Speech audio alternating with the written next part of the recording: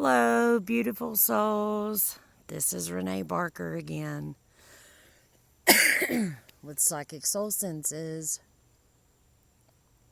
So, today, today, I've been doing these videos. So, this is number 3, and this one is going to be all about my contact from the other side. Okay?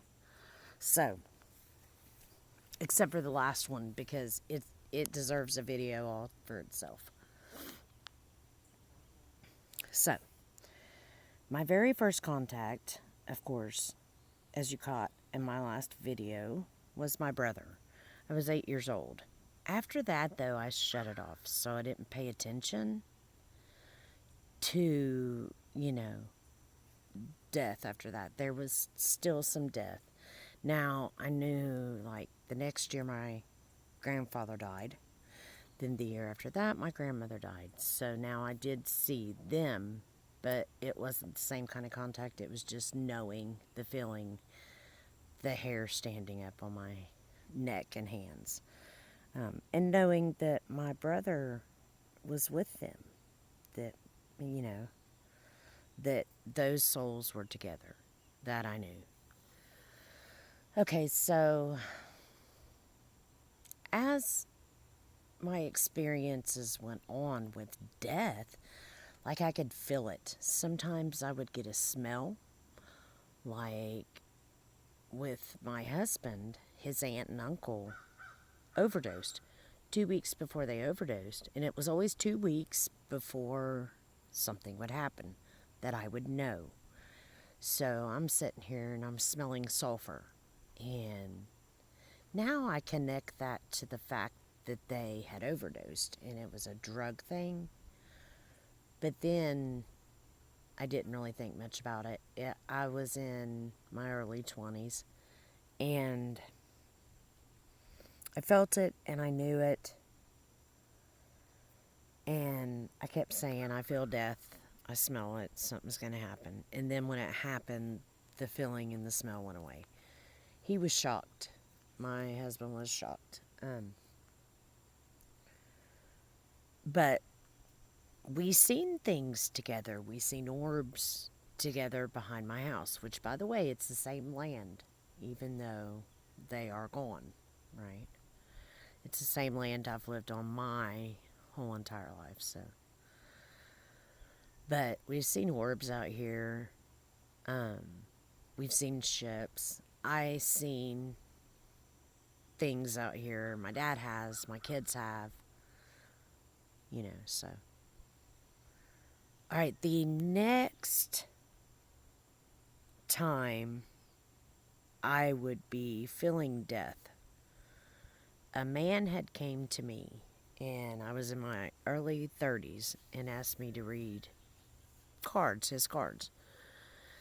And I did, and the death card showed up. And the way the death card has to show up in the cards, there's another card with it, so that you know whether it is something bad, like a gruesome murder, or it could be an accident, or a healthy way to go, or what have you.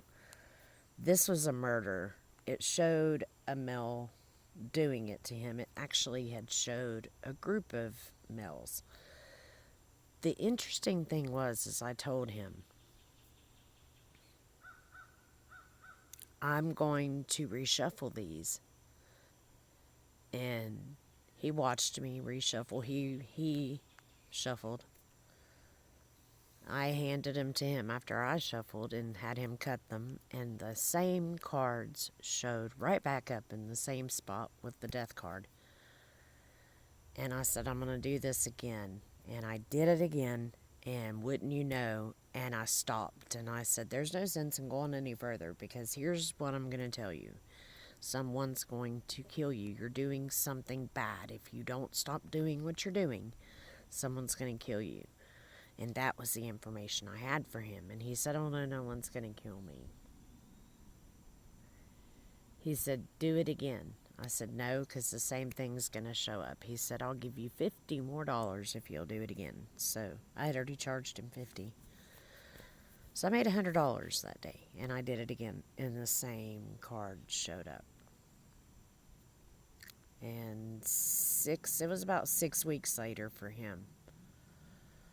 I was on the floor, laying on the floor watching the news with my husband, and the news showed up, and there he was, and he had been shot and killed in his front yard.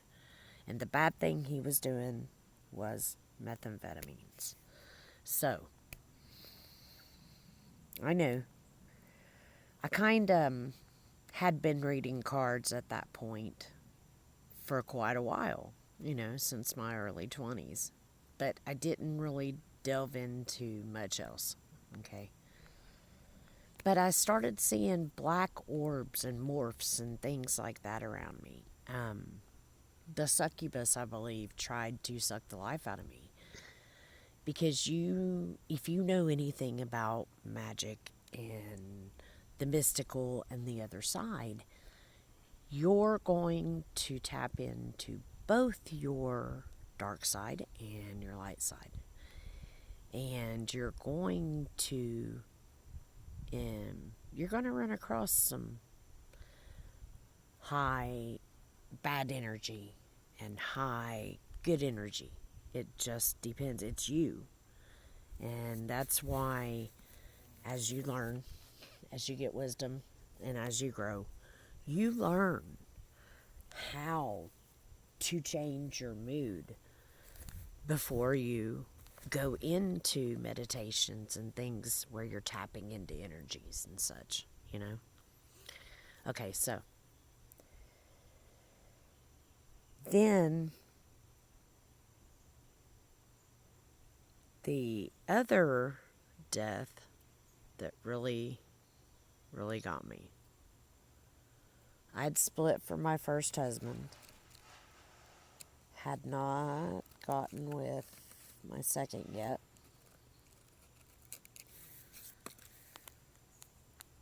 But I was single. I think I had started seeing my second husband.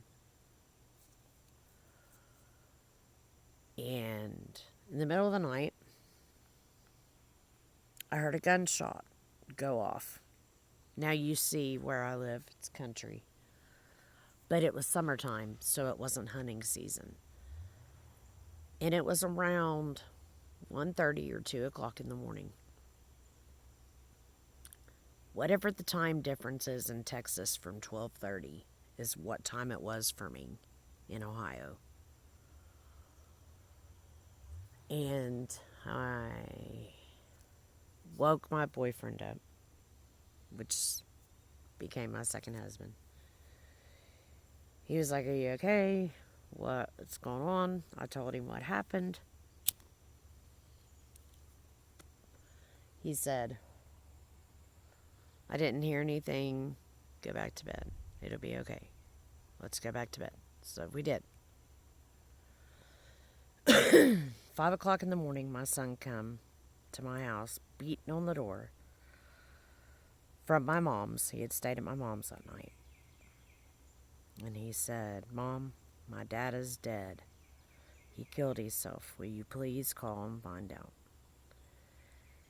And it took me hours and hours and hours to find out. Now, the last phone call I made at 8 o'clock in the morning was the sheriff's office in his town. And I told him that my husband and I were divorced and that I had heard that he had killed himself, and he was a retired disabled veteran. He did all the wars over there, which we'll get into some of the things that I found out that why we went to Iraq and Iran and 9/11 and all that. He was there. So, he said, "Ma'am, I can't tell you what happened, but I can tell you I'm sorry for your loss." And I knew. And I was waiting for my son to walk in the door. And I'm looking out the window. The door would be behind me, and I heard it open, heard him come in, and walk to me, and I felt on my shoulder, someone touched my shoulder, and I turned around crying and was getting ready to grab my son, and no one was there. Talk about shock. I hit the floor. It took my breath away, and it was like I was having a seizure. And all these images were flashing in my head of my ex-husband and what he was doing the night he killed himself, and then he killed himself, and I seen it all. And he ended up driving with me to Texas,